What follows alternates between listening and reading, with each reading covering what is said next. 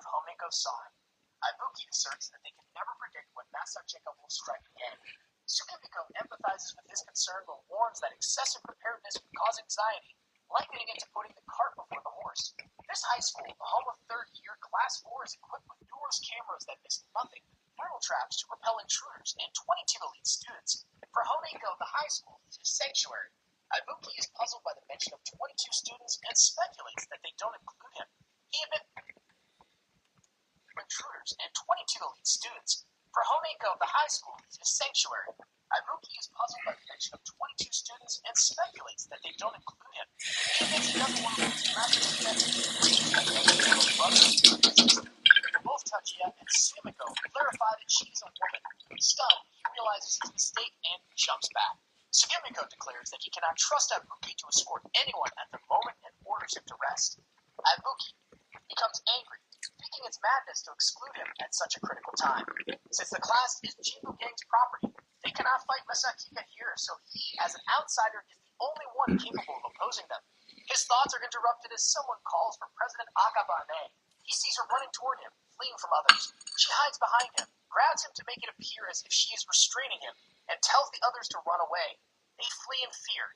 She thanks him for his help, and he asks what has happened.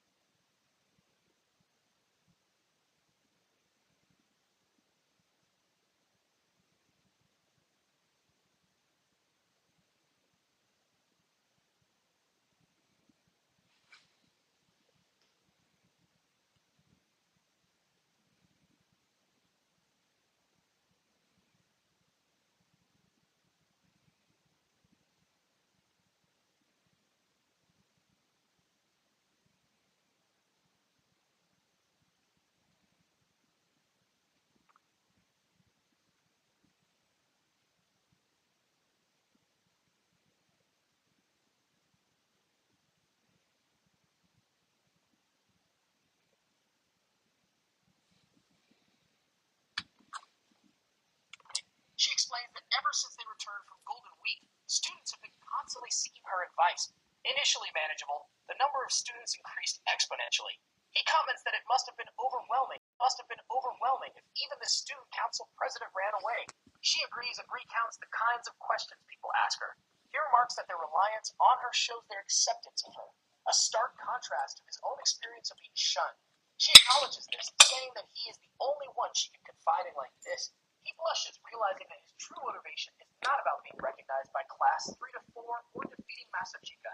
As Kimiko had said, his priority as a bodyguard are ranking. It's because Honiko accepts him that he is willing to risk his life for her. The teachers find them and instruct Abuki to leave her. He retorts that she is responsible for the situation and she assures him she will handle it, urging him to instruct Abuki to leave her. He retorts that she is responsible for the situation and she assures him she will handle it, urging him to please, struggling to navigate the situation without causing trouble. He steps on something, noticing it is a piece of lens with many scattered around. Realizing the surveillance cameras are destroyed, he tries to inform the team, but his phone is smacked by something. Stunned, he sees that Masachika shot it.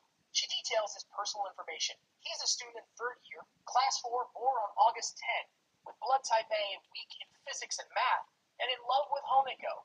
He is bewildered by how they hacked and disabled all the traps and cameras, suspecting a traitor. He curses Yumiko, realizing a sanctuary is a facade. Ibuki remembers Masachika's claim that he loves Honiko and questions her. She insists he can't fool her, citing a trusted source that admits he likes Honiko, before questioning why she said it that way. Embarrassed, he denies any affection for Honiko. She recognizes her feelings and decides she must keep. He curses Yumiko, realizing the sanctuary is a facade. Ibuki remembers Masachika curses Yumiko, realizing the sanctuary is a facade. Ibuki remembers Masachika's claim that he loves Honiko and questions her. She insists he can't fool her, citing a trusted source that admits he likes Honiko, before questioning why she said it that way. Embarrassed, he denies any affection for Honiko. She recognizes her feelings and decides she must kill Honiko Akabane. Ibuki grabs a fire extinguisher, declaring he won't allow it. He sprays them and escapes, reporting to the team that Masachika and her gang have breached the 1st floor training building. Unable to stop them alone, he warns that they will soon reach the class wing. He implores the team to protect her, vowing not to forgive them if they fail. The team is shocked, and Sugimiko insists they cannot assist him. When he demands an explanation, Sugimiko explains that any suspicious behavior would expose them, and they cannot move now that class has started. He promises they will come to his aid when the next class bell rings, asking Ibuki to hold out for 50 minutes. Sugimiko tells him he is their only hope. Masachika urges him not to run away, reminding him that he initiated the conflict with her. He must face this challenge alone. She declares her intent to kill Honeko Akabane and make Ibuki her husband. She realizes the depth of her feelings. Harlad screams at the thought of enduring 50 minutes, now wrapped in a love triangle. In class, as the teacher discusses the test syllabus, Honiko wonders how far Ibuki ran. Meanwhile, Kadara monitors the situation through the cameras. He asks Sumiko if he is certain about this because there is no way Ibuki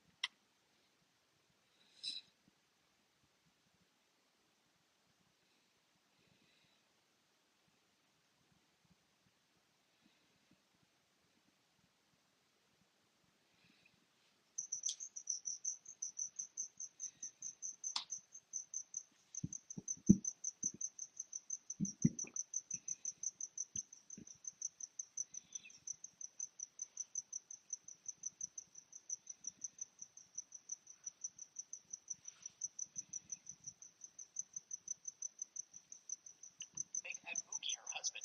She realizes the depth of her feelings. Harlad screams at the thought of enduring 50 minutes, now wrapped in a love triangle. In class, as the teacher discusses the test syllabus, Honiko wonders how far Ibuki ran. Meanwhile, Kadara monitors the situation through the cameras. He asks Sumiko if he is certain about this because there is no way Ibuki can handle that many hitmen. He suggests that even if Honiko finds it slightly suspicious, they should still take action.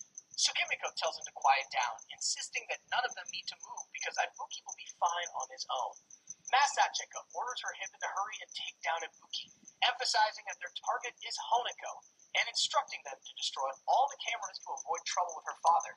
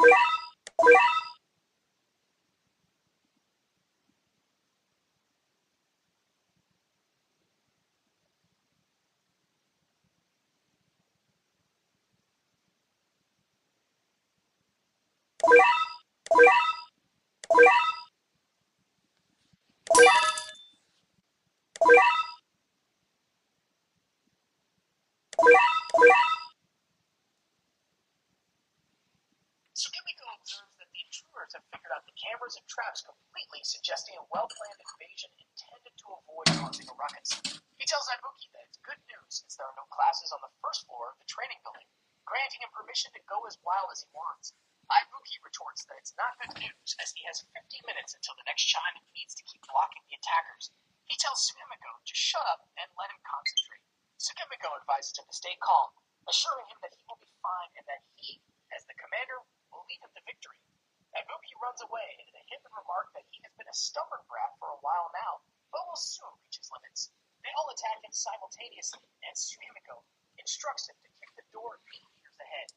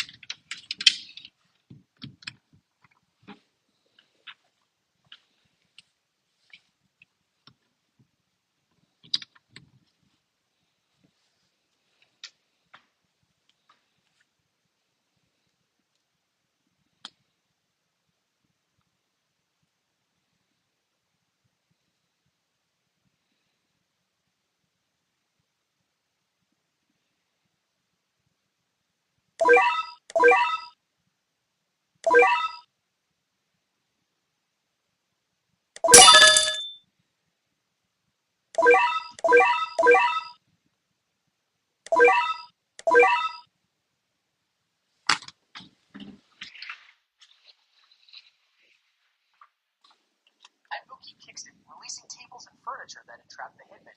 Sugimiko reveals that there are many empty classrooms in the training building, equipped with traps that activate the special devices. Since the enemy won't activate them, Ibuki must do it himself. He activates some traps while running, ensnaring the Hitman. Masachi gets irritated by his tricks, and Kamura tells Sugimiko that stalling won't help him. Sugimiko agrees, but explains that the time they are buying helps narrow the gap, and by utilizing the traps, Hitman cannot maintain formation.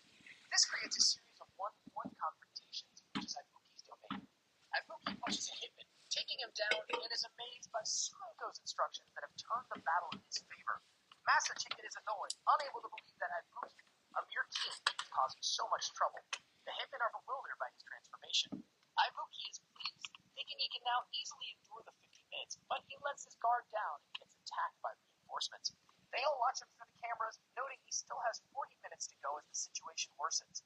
Kamara, unable to stand it, declares that he is going, but Sugimiko tells him that not believing in Arakuni is equivalent to not believing in him, the decision maker. Kamara convinces him that Ibuki can handle it. Sugimiko asserts that entrusting this task to Ibuki is evidence enough. Honiko inquires if something is wrong, and Sugimiko reassures her that it's nothing, continuing to watch the battle. Ibuki, overwhelmed, knows that he will lose. Suddenly, he starts to fight back, shocking everyone. He tells the Hitmen to come to him together, indifferent to the outcome. Despite knowing he will lose, they cannot stop watching. The teacher notices that the entire class is using their phones and wonders if his lesson is truly that boring. Ibuki reaches the end of the building, realizing that they cannot stop watching. The teacher notices that the entire class is using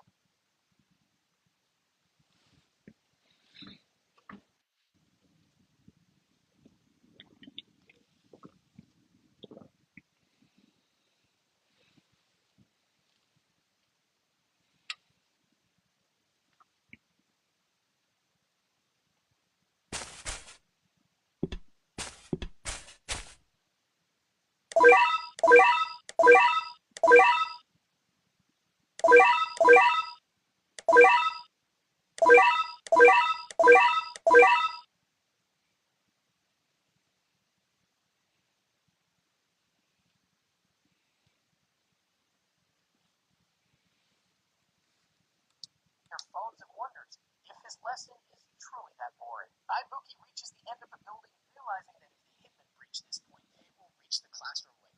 He vows not to let them touch Akabane, even if it kills him. Masachika orders the hitmen to back off, frustrated by the effort she has to exert, questions why an outsider like Ibuki is involved and what makes Akabane so special. She points a gun at him, telling him to choose her and forget about Akabane, offering him his last chance to marry her. She urges him not to embarrass her, calling it a once-in-a-lifetime opportunity. Ibuki retorts that Akabane is 10 million times more his type and declines her offer, cursing her. She lowers her gun and orders the hitman to kill him and throw him into the ocean, not wanting to see his face again. All the hitmen charge at him, but help arrives in time. Kavara is surprised that Ibuki endured 50 minutes alone. Tsukimiko commends him for doing well. The hitmen attempt to flee as they realize they are surrounded. Team members express their relief, but remind Ibuki that without Tsukimiko's guidance, he would have died instantly. Ibuki curses them, telling them they should understand how much he risked for them. They assure him that they will now show him how it's done and address Ibuki as the 23rd member.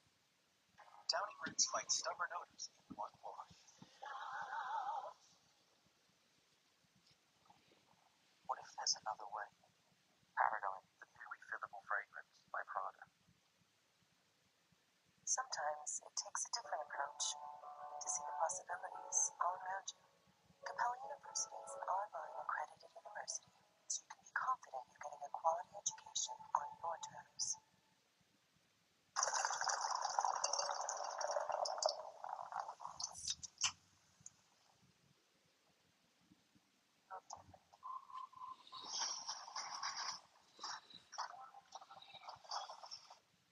Telling him to watch. Tsukimiko tells them that no one must know about this fight, and they need to clean up everything and return to class before break time ends. They have 10 minutes. The team charges at the hitmen and quickly takes care of them. Tsukimiko laughs because it didn't even take them a minute. Ibuki is amazed by their skills and realizes he has no time to sit back, so he quickly tries to leave. Tsukimiko asks where he is going, and he reveals that he is going to settle things with Masachika. He is tired of falling behind and vows never to let her get her hands on Honeko. He is determined to catch her. They all scold him, telling him not to give them any more trouble, reminding him that it all happened because he provoked her. They ask what he will do if he catches her. Tsukimiko tells everyone to calm down and reveals that Ibuki approves of them. Despite that, he is going alone, and Tsukimiko is sure that Ibuki will step into territories they cannot enter. He throws Ibuki a card, and Kagara tells him that he is one of them now. If he does something that ruins their name, he will teach him a lesson. Meanwhile, Masachika cannot understand why she couldn't pull the trigger. Normally, she wouldn't have mercy on someone who disobeys her.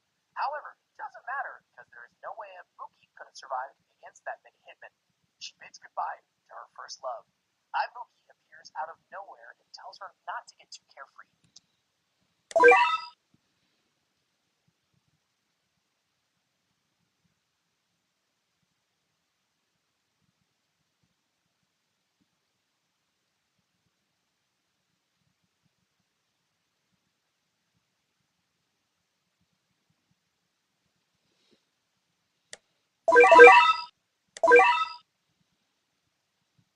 She is stunned, wondering if it's his ghost. He reveals that he is still alive and tells her that she is coming with him.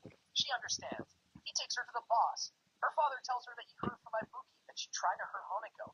She denies it, claiming she didn't do anything and that he can check the school cameras where she won't be found. He asks how she knows about the cameras. Annoyed, he says that he told the gang he doesn't intend to make Honeko the heir, instructing everyone to stay away from her, but no one listens to him anymore. Ibuki tells the boss that he is here to follow through with what they discussed earlier and wants Masachika exiled from the gang. The guards ask if he wants to die. Ibuki argues that if her right to inherit the gang is taken away, there will be no reason for her to target Honeko. She won't need to hire any hitmen, and Honeko could graduate safely. The guards try to drag him out, but he resists.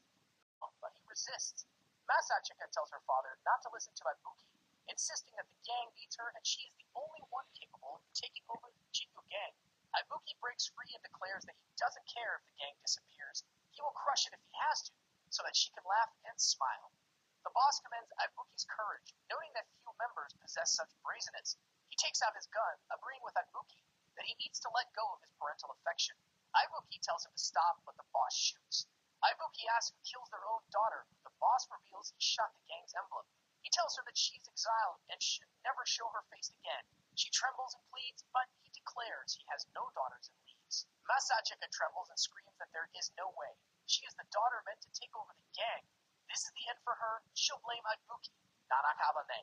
She curses him, lamenting that she has been abandoned by her father, is now homeless and jobless, and her credit card will be canceled. She blames him entirely. Seeing her crying, he tells her to stay strong because exile is just a word. No matter the distance, family remains family. Tears fall from her eyes, and she tells him to shut up, confessing her love and proposing marriage.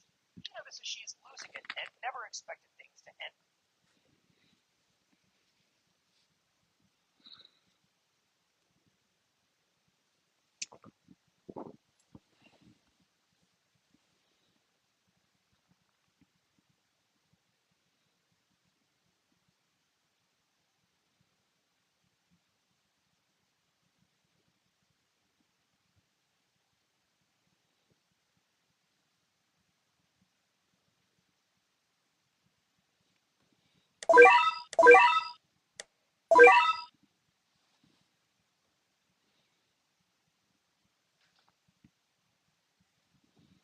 Like this.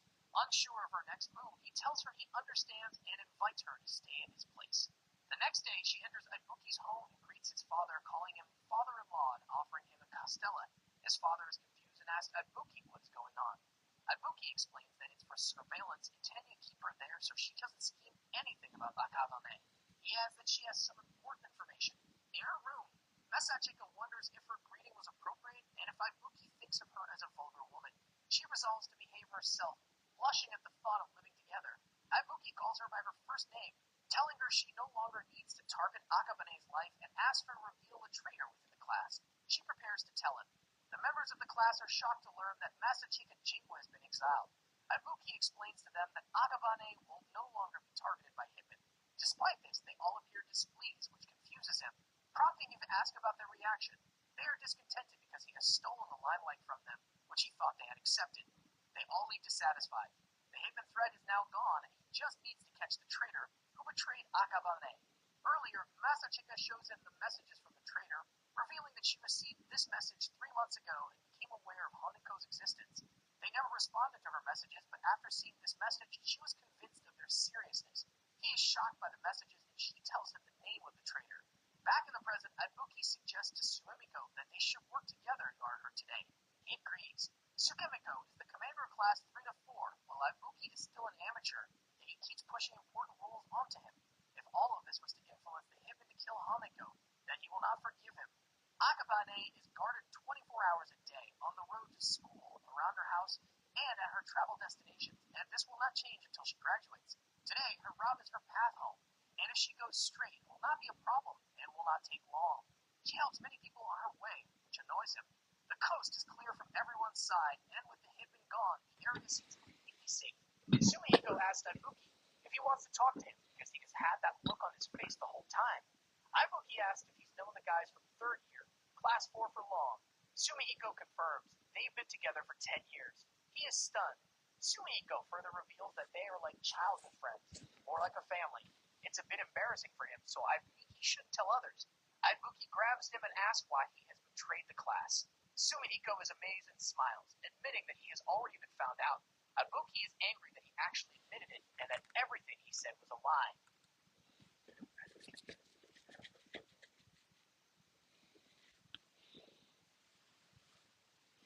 Ibuki asks what Homeko means to him. Sumihiko straightens and replies that even if someone tried to harm her, he wouldn't care. He then asks if Ibuki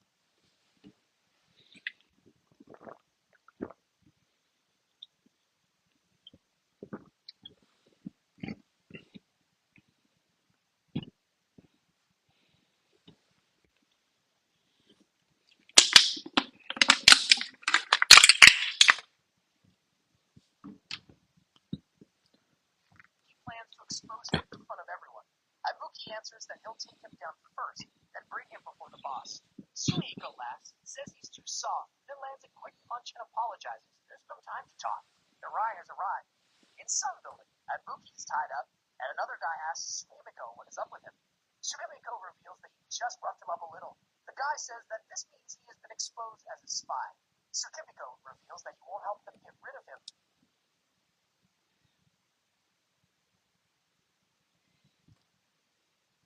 unless they pay him for it. Ibuki wakes up, remembering that just a few minutes ago he was talking to Tsukimiko. Tsukimiko greets him and welcomes him to hell, but he is joking. Ibuki wonders if this is their hideout. The boss asks where Akabane is right now, and Tsumiko says that she went to play with her friends. The guy laughs, saying that she is so carefree that she doesn't even realize that her life is in danger. Tsukimiko asks about the people behind them, and the guy says that they are soldiers he has gathered from all over the country, a group of elite men. He says that Masachika just threw money around, so she ended up losing. And when it comes to hitmen, quality is better than quantity. Sumihiko notices that the atmosphere is different from the third-rate ones he has seen. He is angry because Masachika wasn't good enough, so he is trying to get someone else to target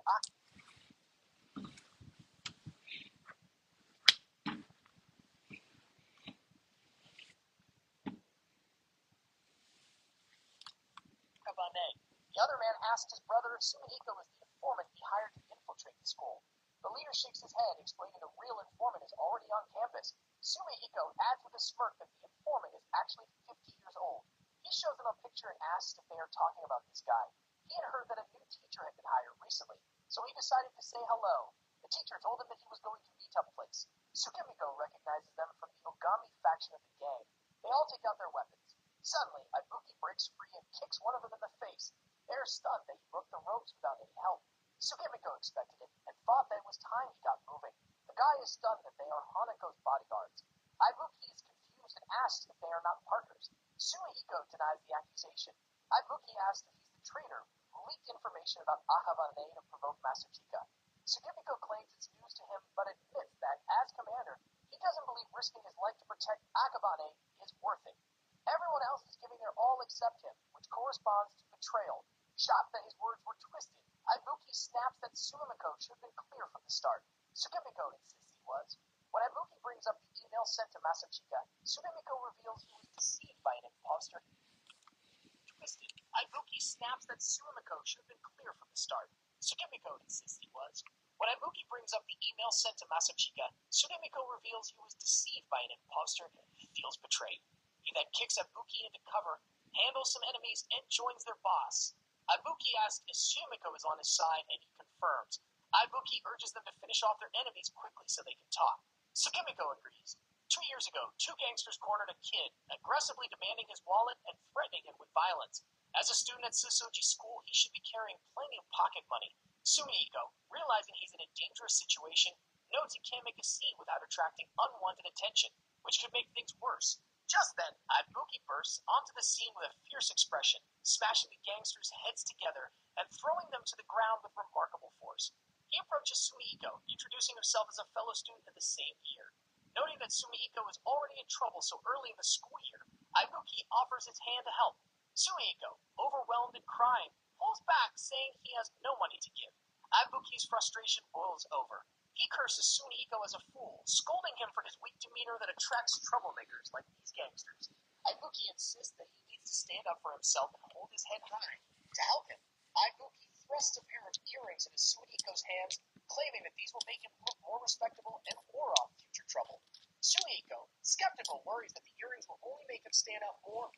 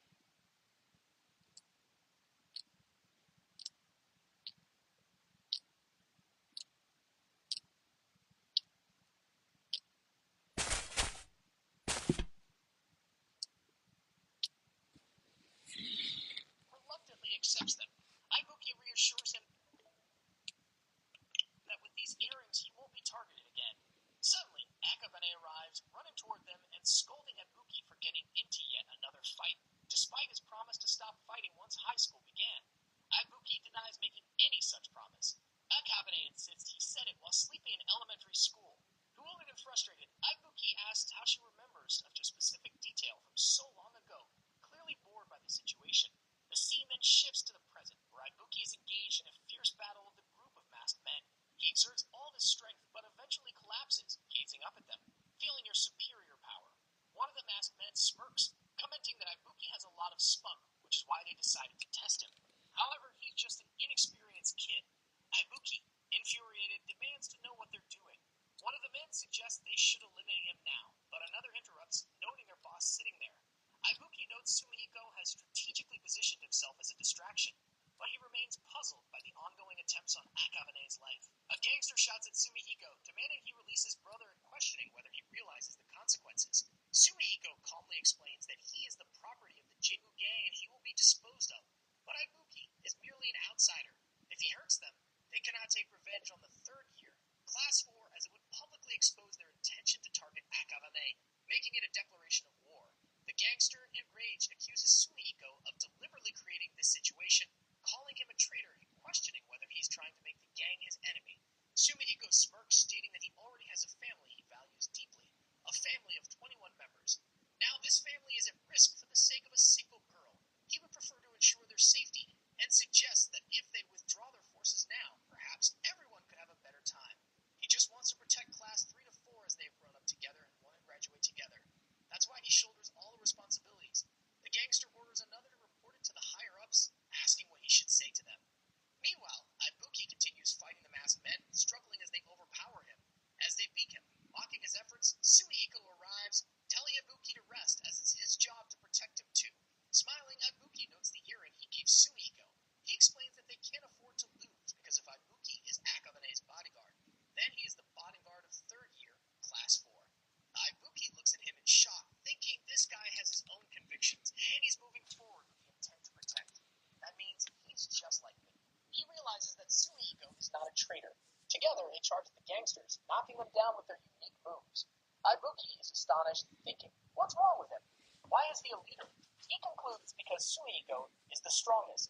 As they enter a hall, Ibuki shouts at Sumihiko, demanding to know why the boss entrusted him with such a significant role. Laughing, Sumihiko brushes it off, but Ibuki insists it's not a laughing matter. Sumihiko crushes something in his wrist, revealing that he's actually angry.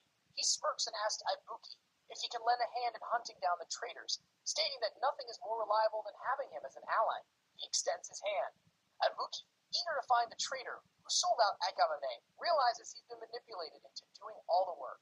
With 21 suspects left on his top-secret mission, he now has the best of Class 3 to 4 on his side.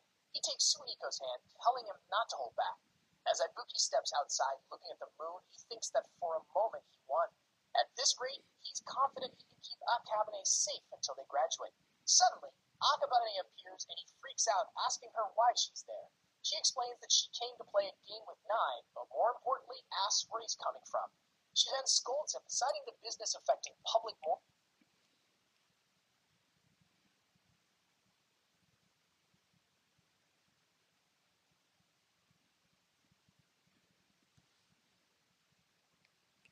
Out, asking her why she's there. She explains that she came to play a game with Nine, but more importantly, asks where he's coming from.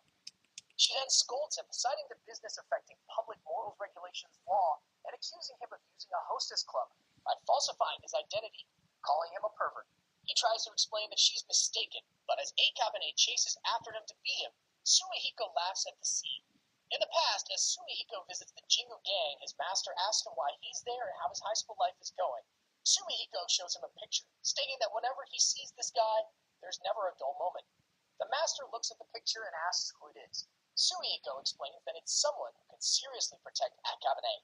He states that if the time comes when they need to act, he'd like to add Arakuni to their squad as a bodyguard. Calling the man the Jingu boss, Sumihiko then bows down, asking him to do him this favor. In the present, Sumihiko laughs while Ibuki, internally cursing him, silently pleads for help. It's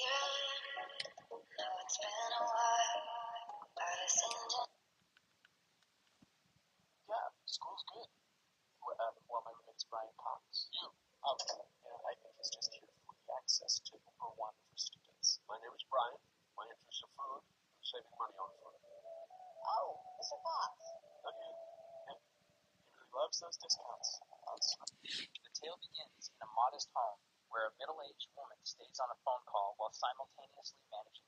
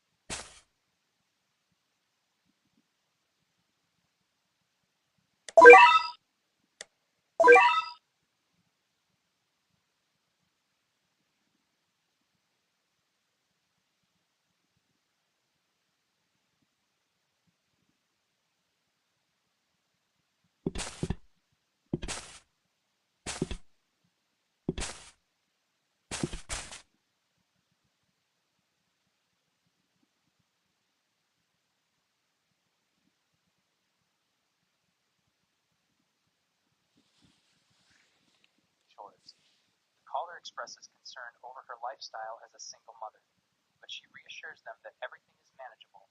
She then asks if the caller is really busy caring for grandpa and grandma. As soon as the topic of having someone new comes up, tired of hearing that. She firmly tells the caller that her daughter, Koto-chan, doesn't need anyone else beside her. This is the story of a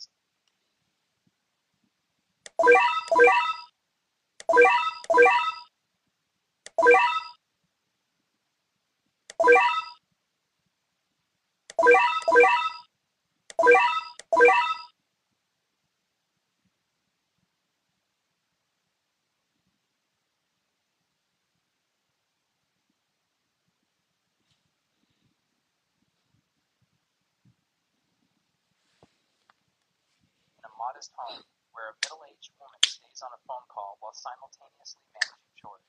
The caller expresses concern over her lifestyle as a single mother, but she reassures them that everything is manageable. She then asks if the caller is really busy caring for grandpa and grandma. As soon as the topic of having someone new comes up, the woman clenches her teeth in irritation, clearly tired of hearing that. She firmly tells the caller that her daughter, Koto-chan, is enough, so she doesn't need anyone else beside her. This is the story of a single mother who despises men, and perhaps fate will soon lead her to someone unusual. While she and Koto are out running errands, Koto suddenly feels the urge to pee, making her mother tense. She scolds Koto, frustrated she didn't use the bathroom, hurries home, telling her she can't wait, she has something urgent to attend to. Suddenly, a voice behind her calls out, saying she's dropped something. She turns to see a man lying on someone's lap pointing to the ground, saying the item fell from her bag. She bends down, picks it up, and thanks him before rushing away again, thinking he was helpful. But then she freezes, realizing the guy was a college student, something odd, since it's the first time she's seen someone lounging in the park at 8 p.m. Though he was kind, helping her out, she immediately decides she doesn't want her daughter involved with someone like him. To her shock, Koto says she likes that guy. Surprised, the mother asks what she means, and Koto explains he looks like a character from a show. Disagreeing, the mother says she also likes that character, but doesn't see the resemblance. After finishing her office work, she sighs, thinking there's no chance she'll run into that guy again. Elsewhere, the girl hugs a boy named Yuki and kisses him on the cheek. Meanwhile, the mother returns to her apartment, glances sideways, and freezes, realizing the same mysterious guy is her neighbor. Not only that, he gives off the impression of a playboy. Yuki then approaches her daughter, quickly spotting the resemblance and realizing they're his new neighbors who just moved in. He crouches down, asking the little one for her name. The baby introduces herself as Koto-chan, while her mother remains stunned by the strange incident. Koto curiously asks Yuki if the girl knew Sumi's name.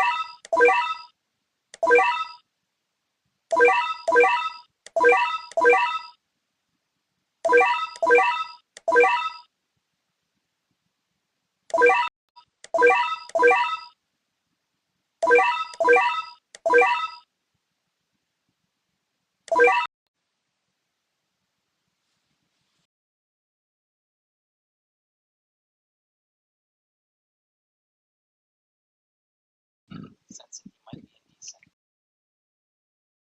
She grows suspicious of his behavior, assuming his lifestyle is irresponsible.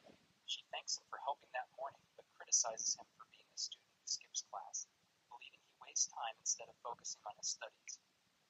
Her frustration escalates as she angrily steps forward, declaring her disbelief that she now has to live next to someone so trashy, slamming the door behind her with finality. Yuki stands confused, questioning if she really just called him trash. He struggles to grasp how enjoying life makes him one, though part of him begins to wonder if it's true. Finality. Yuki stands confused, questioning if she really just called him trash.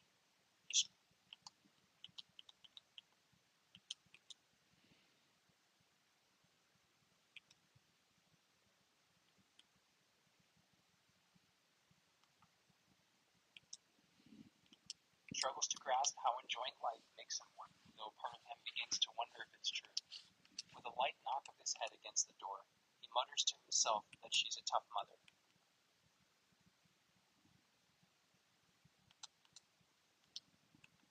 His phone suddenly rings and he answers, arranging to meet someone at his place the next day since he lacks money to go out.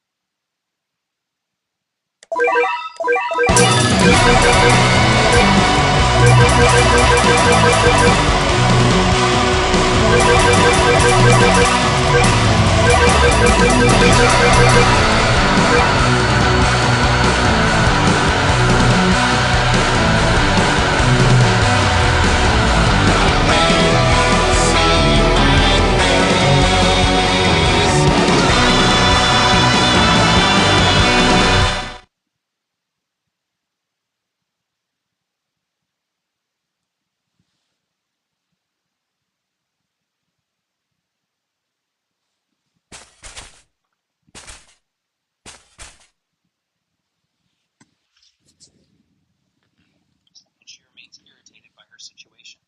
Finding it hard to focus with someone like him next door, she becomes uneasy, thinking he's a poor influence on her daughter. From behind, a kind voice gently greets Nirihara-chan, asking how she's settling into the new office. She responds politely, crediting his help for her smooth adjustment. The older man compliments her, noting that people are already talking about her beauty, especially since no one had seen a young graduate move in for over a decade. He laughs, realizing they hadn't even hosted a welcome party for her yet. Without warning, he lightly decade. He laughs, realizing they hadn't even hosted a welcome party for her yet. Without warning, he lightly in the office kitchen. She makes herself a hot cup of tea with some cremains. On her way back to her desk, she overhears whispers among her coworkers. Some are skeptical of her ability to handle full-time work as a single mother. They recall how the last working mom quit under pressure and complain about people who use children as an excuse to slack off. Returning to her desk with her tea and a few tablets, she is once again approached by the boss, who kindly advises her not to push herself too hard, especially as a woman. His words trigger something inside her. She clenches the tablets in her hand, eyes narrowing in fury. With quiet intensity, she rejects the implication that she might use her child as an excuse. Her mind burns with resolve, vowing to prove she can handle everything on her own. The man walks away, unsettled by her reaction, wondering if he said something wrong. After some time, she slams her desk, declaring that she's finished reviewing all the records. Slinging her bag over her shoulder, she says her goodbyes. Her coworkers are left speechless, surprised she managed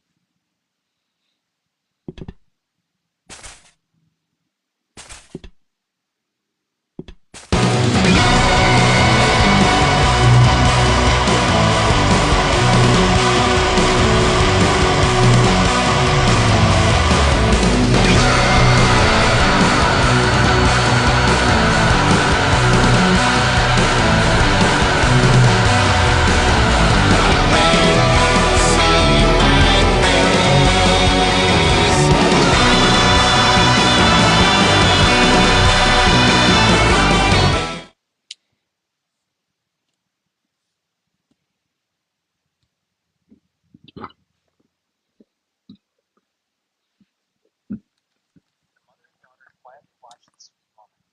Narahara feels a bit down, but her mood lifts when Kodo hugs her waist and says she always wants to be with her. Smiling, she pats her daughter's head and promises they'll always be together. On the walk home, Kodo asks to play with a neighbor.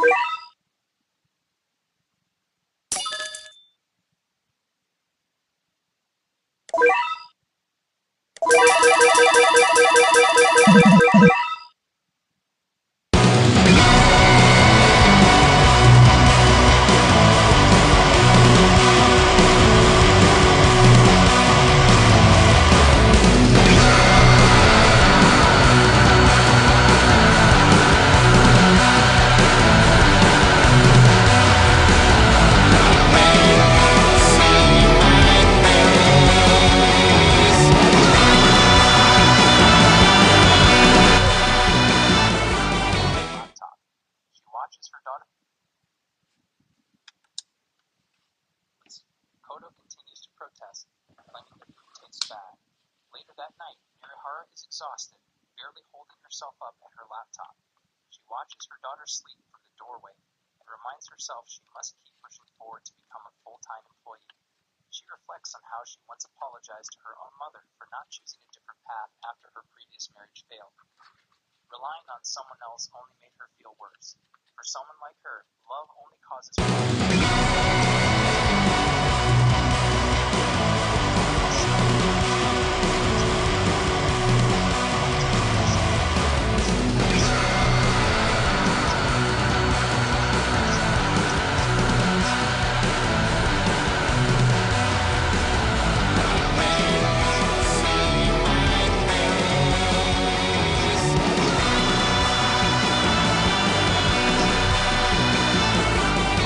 wobbles and she collapses. In a numb voice, she calls her daughter's name before blacking out. Kodo stands in shock, unable to grasp what just happened. Meanwhile, Yuki returns home with breakfast and a girl. He notices the neighbor's door ajar and hears Kodo calling out, handing the food to the girl and asking her to leave. He rushes into the apartment, finding the mom on the floor. He gently tries to wake her, but Narahara, trembling, tells him to stay away. She doesn't need a man's help. Stunned, Yuki snaps.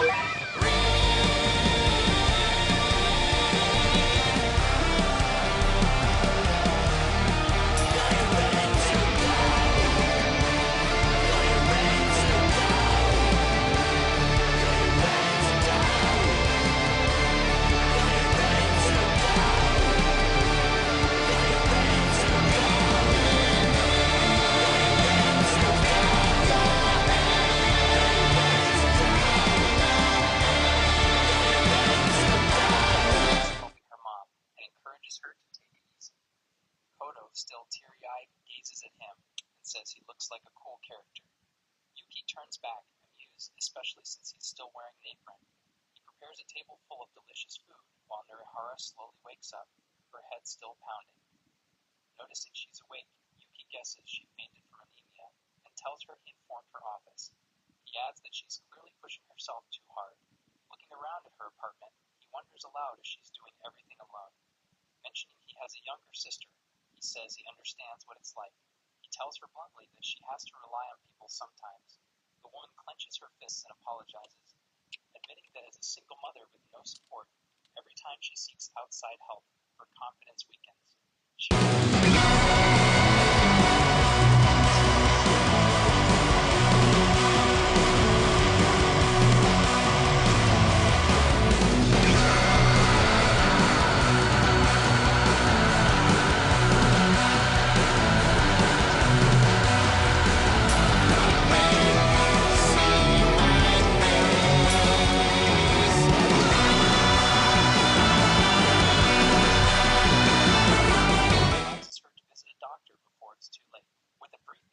He closes the door behind him.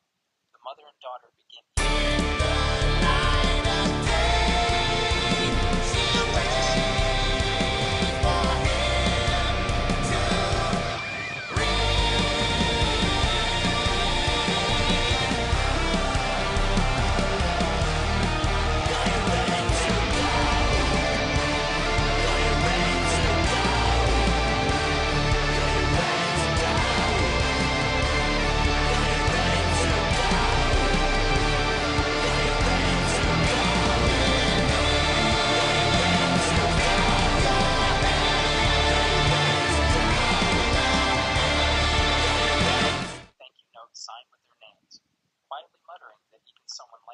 deserves a little courtesy.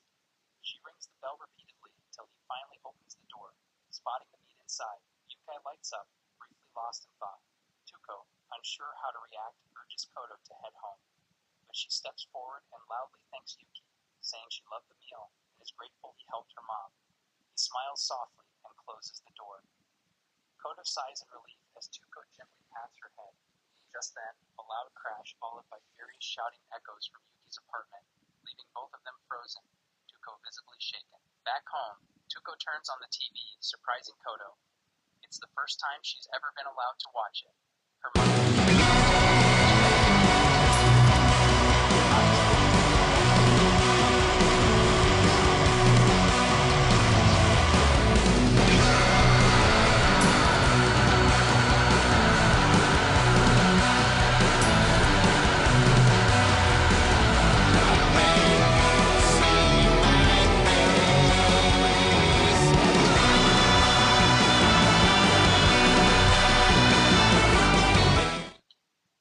man's rage ignites as soon as he sees Tuko. He tightens his grip on Yuki, yelling at him, accusing him of chasing his woman despite already having one. He threatens to kill him. Tuko panics, unsure if stepping in would escalate things. The girl clings to the angry man, apologizing and admitting it's all her fault. Tuko can't grasp the situation and steps back out, thinking about the 200,000 yen. Then she remembers the overly flirty girl she saw when she take the beating.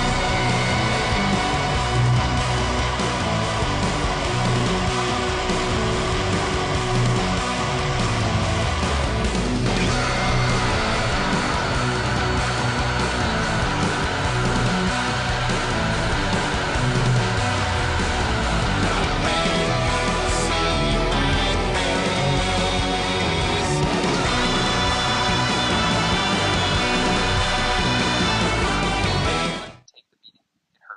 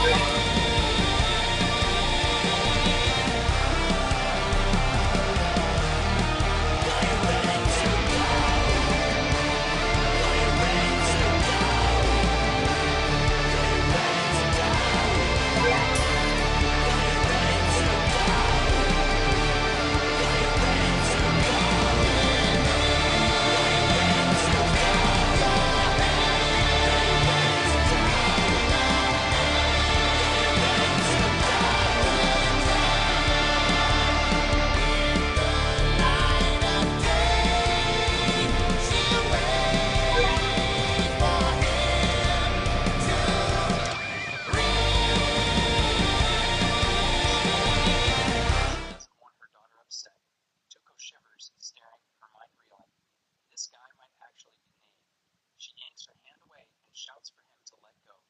He looks at her quietly, eyes locked. She thinks she should have bolted already, yet she doesn't move, rooted in place. As she remains caught in that confused gaze, he unexpectedly embraces her, whispering thanks again. In that moment, she realizes something. Aside from her own child, she's never felt such a strong urge to protect someone. But her thoughts are spinning.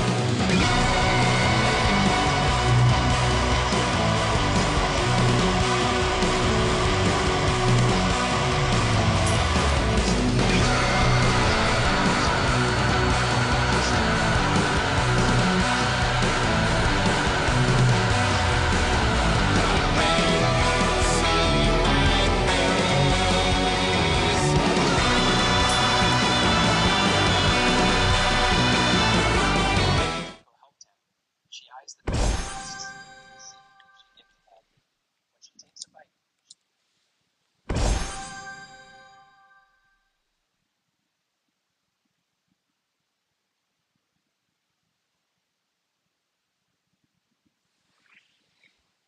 she's amazed by the flavor and asks if he followed a recipe. He casually replies that he didn't. She's amazed by the flavor and asks if he followed a recipe. He casually replies that he didn't. All intuition, then asks if she's better at cooking. Annoyed, she raises her voice, saying she doesn't even know what kind of help he expects from her. She reminds him she's busy and that this whole thing feels too one-sided. Yuki jumps onto the sofa and says it wouldn't be fair if only he received help. He knocks on the wall and tells her that it's shared with his living room. If she ever needs anything from Aaron, says it wouldn't be fair if only he received help. He knocks on the wall and tells her that it's shared with his living room.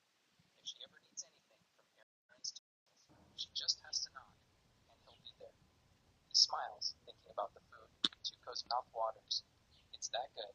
She tells herself she hates that he's a bad influence, but it's nice not needing to be. Tuco's mouth waters. It's that good. She tells herself she hates that he's a bad influence, but it's nice not needing to be. Glances at him. She worries that getting too close might be a bad influence on Kodo. Meanwhile, Kodo happily eats and asks if Yuki can come over again, saying she wants to eat his cooking every day. Suddenly, Tuco turns to Yuki and warns him that if he ever hurts her daughter, she'll never forgive him. As he picks up his chopsticks, he pauses and pulls a whiskey from his pocket. He explains that he had many tasks in mind. Things she could help with, whenever she knocked on the wall. Tuco eyes the long list and flatly counts if she's never going to knock. Her to knock if she ever needs help.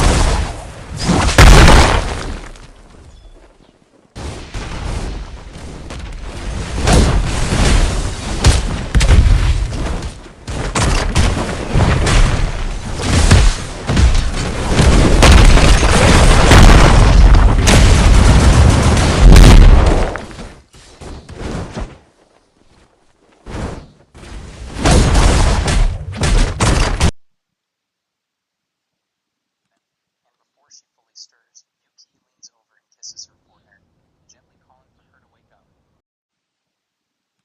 And before she fully stirs, Yuki leans over and kisses her forehead, gently calling for her to wake up. He's hovering above her. Even Kodo looks up, mildly surprised, but not shocked. For her, Yuki is like a prince. Tuco jolts upright, screaming in anger and backing away, calling for her to know what he's doing in the bedroom. But Yuki calmly points to Kodo and explains that she called him.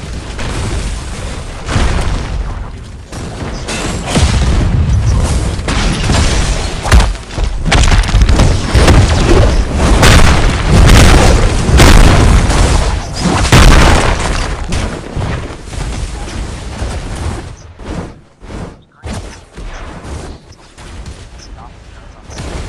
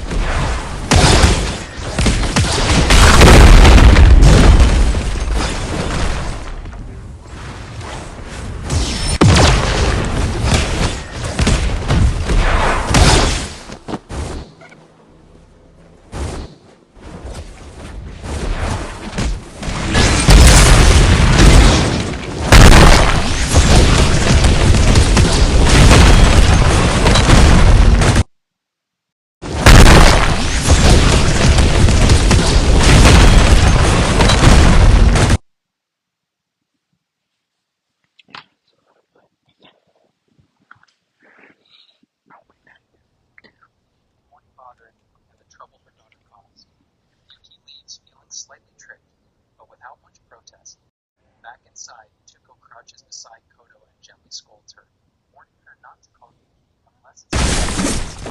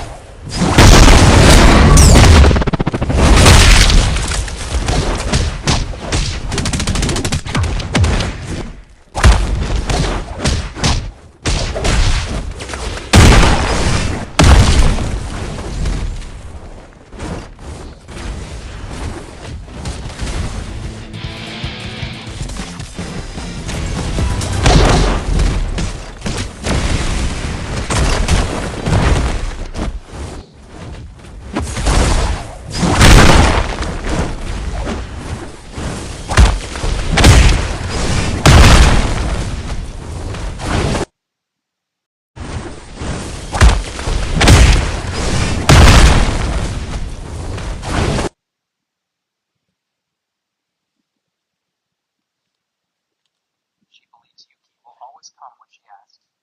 Tears begin to form in her eyes. Later, while preparing breakfast, Tuko tastes the food and winces. It's bitter. She urges... Tears begin to form in her eyes. Later, while preparing breakfast, Tuko tastes the food and winces. It's bitter. She urges Kodo to eat her carrots, but Kodo bolts from the table. Performance, durability, affordability. Only one place to Harbor Freight. The new fam feast with 8 pieces of fire-grilled chicken. Let's get loco. El Pollo Loco.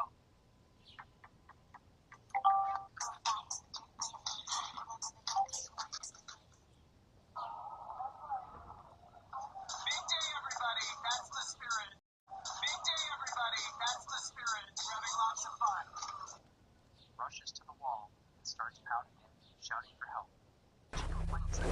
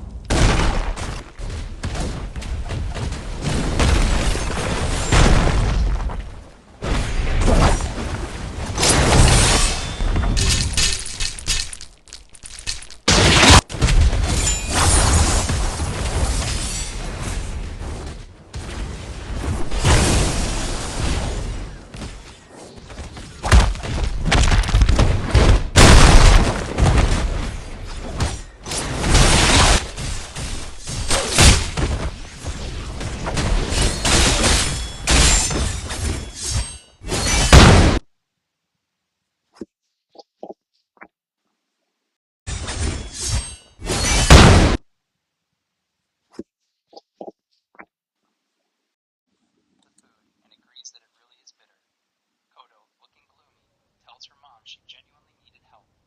After the meal, Yuki leaves again. Tuko hugs Kodo tightly, warning her not to bang on the wall again unless it's absolutely really is bitter. Kodo, looking gloomy, tells her mom she genuinely needed help. After the meal, Yuki leaves again. Tuko hugs Kodo tightly, warning her not to bang on the wall again unless it's absolutely only she is allowed to do that. Even after showering, she remains irritated and lectures Kodo again, reminding her of what her own mother used to say, that they shouldn't depend on men. She's still fuming when something catches her eye, a bug crawling across the floor. Instantly panicked, she starts banging the wall, screaming for help, shouting apologies, saying this is the one thing she simply cannot deal with. Tears stream down her face.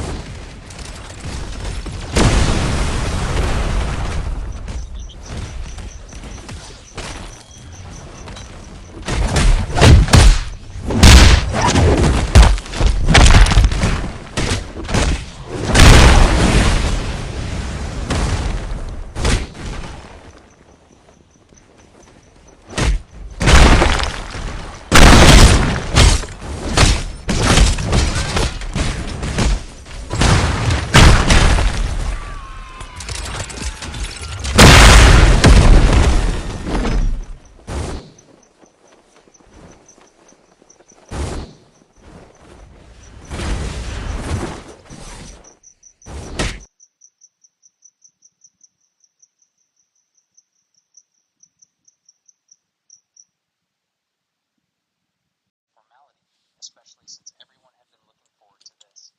The women around them fawn over Kodo, calling her admirable. Tuko notes that Kodo seems quite well liked and wonders if everyone here is fond of Tuko. Suddenly, a disturbing memory resurfaces. She tries to recall who among them had said such a thing.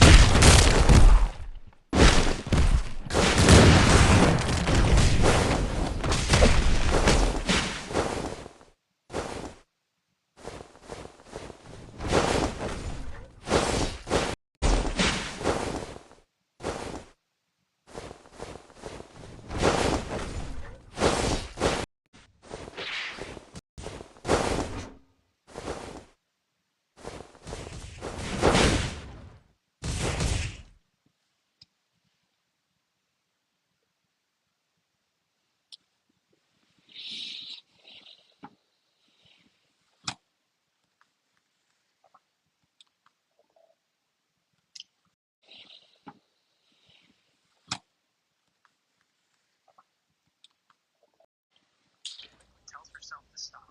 It's futile to dwell on it. Tells herself to stop. It's futile to dwell on it. At that moment, Kodo leans in and whispers that she wants to go outside. The man assumes she's simply tired, while the women sympathetically remark that it can't be helped, even though they were being kind to her. Their words weigh heavily on Tuko. Kodo begins to cry, saying she wants to go home and that adults are frightening. Tuko apologizes to everyone and says she'll be leaving. She regrets coming in the first place.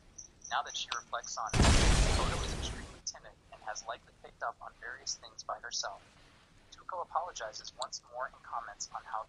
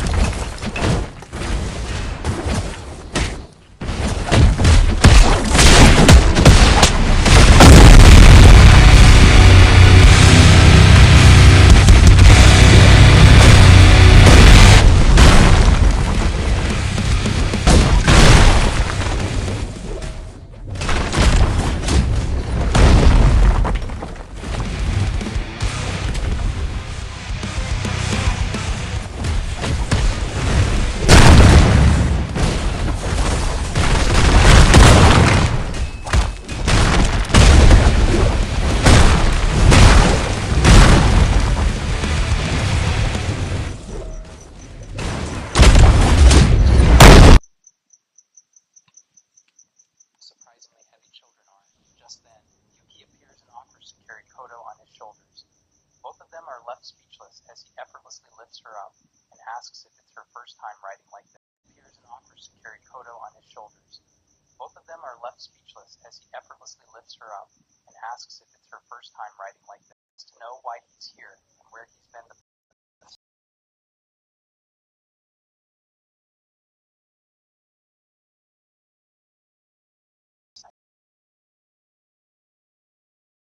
on another level. The guys approach Yuki and call for a toast. He agrees, raising his glass, but Tuko sternly tells him to stop.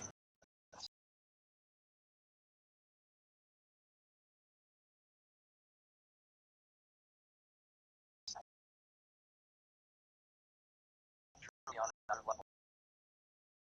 The guys approach Yuki and call for a toast. He agrees, raising his glass, but Tuko sternly tells him to stop. Koto had thrown a tantrum earlier because she was afraid of grown-ups. Yuki asking if that means he's an exception. If so, then it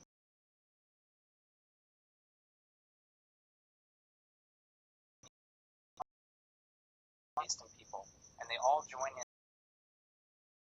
for a toast. Tuko then tells him it's time to head back to his own place. It's been long enough. Later that night, her doorbell rings. It's Yuki-kun. She asks what he wants, muttering that he can repay her for the transit fare. Tells him it's time to head back to his own place. It's been long enough. Later that night, her doorbell rings. It's Yuki-kun. She asks what he wants, muttering that he can repay her for the transit fare. She opens the door. He's standing there, completely soaked, and asks if she could let him stay the night. Tuko is left in shock. She opens the door. He's standing there, completely soaked, and asks if she could let him stay the night. Tuko is left in shock and asks why she should let him stay. Curious, she inquires whether he lost something along those lines. She questions why he hasn't informed the landlord. Curious, she inquires whether he lost something along those lines. She questions why he hasn't informed the landlord. And complicated, mainly because he hasn't been paying his rent, and things just sort of ended up like this. She calls him trash, and he admits it's embarrassing. She then asks if he wouldn't be better off relying on one of the girls he always hangs around with. He reveals that he's been out wandering all night for the past week. She then asks if he wouldn't be better off relying on one of the girls he always hangs around with.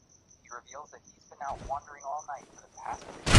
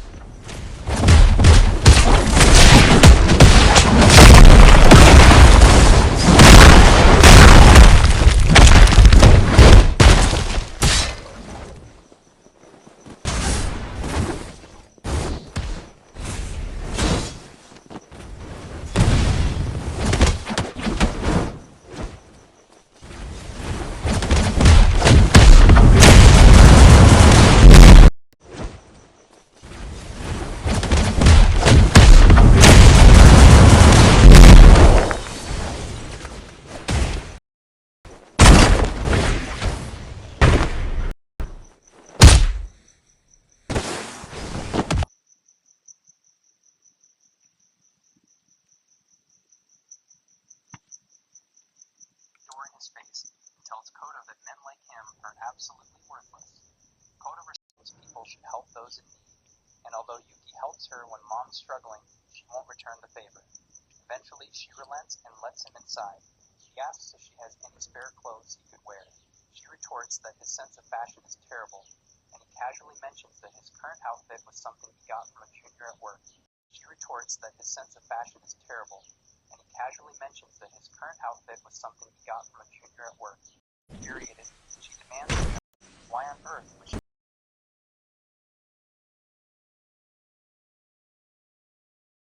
asks if they belong to her ex-husband.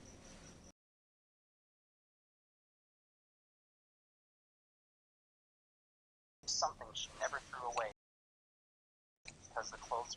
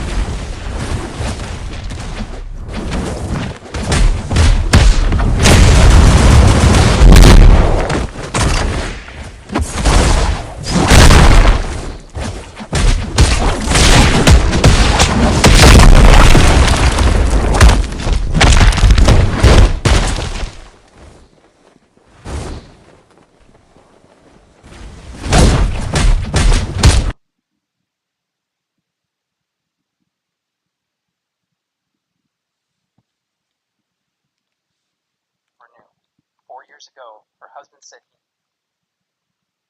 Domino's best. 4 years ago, her husband said he. Domino's best.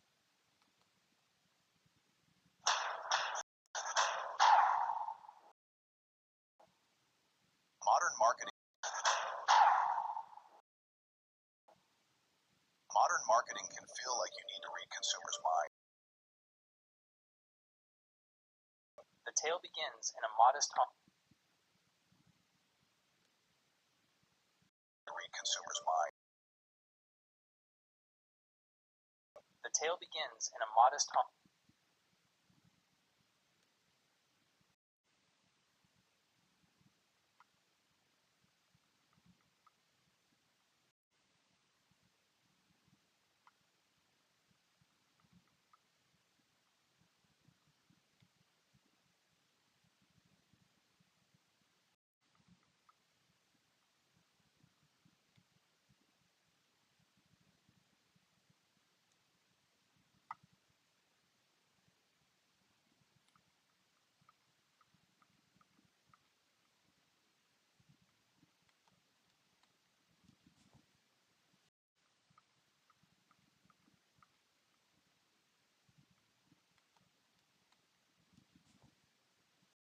Then, strange feeling.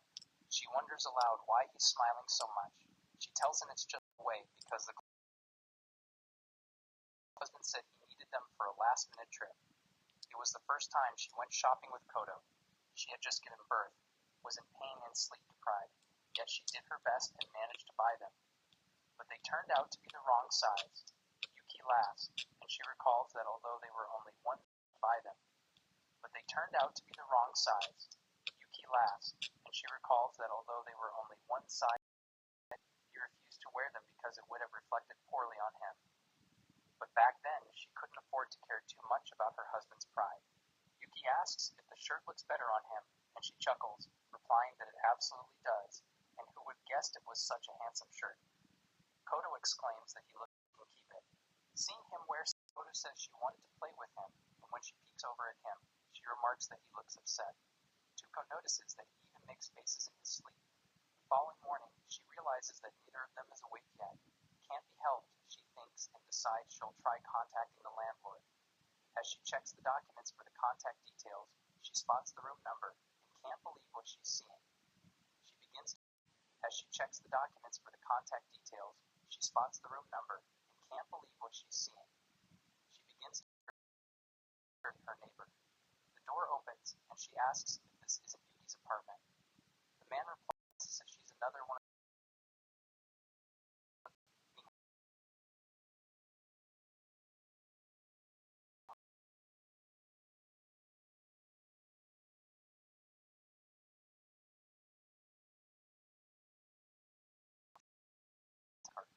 Stunned, she asks if he isn't friends with Yuki. He replies that they're not friends. Sure, he let Yuki stay with him for a while, but he never did any of the chores he asked him to do and left piles of trash everywhere. Worse, he brings girls over only to get beaten up by their boyfriends. What he absolutely can't forgive is that whenever they're out together, Yuki steals all the girls he himself is interested in. And he bets that's what Yuki was aiming for from the start. This is how he repays his generosity. The only reason he let things slide was because it was easier to pick up girls when Yuki was around. Suddenly, he appears and apologizes to Tiger, asking him to let it go and promising that he'll actually clean up this time. He adds that blaming him for being rejected is crossing the line. In response, Tiger smacks him with a box and tells him to quiet down. He's not letting him In response, Tiger smacks him with a box and tells him to quiet down. He's not letting him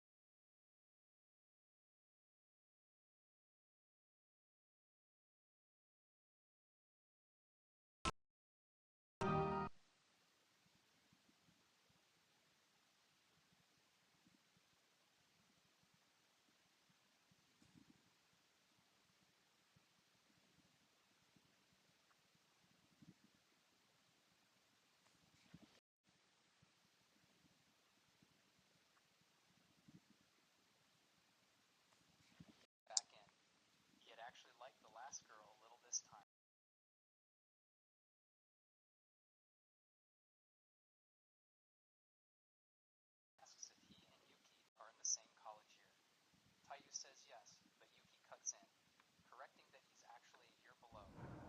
Annoyed, Taiyu snaps at him not to butt in and tells him to stop acting superior. If he's not going to earn money, then at least he should handle the housework properly. Taiyu snaps at him not to butt in and tells him to stop acting superior. If he's not going to earn money, then at least he should handle the housework properly, saying a man like that won't get anywhere in life. She tells him to both of them to behave. They're disturbing the neighbors. Now seated inside, Tuko offers Amakasukan some sweet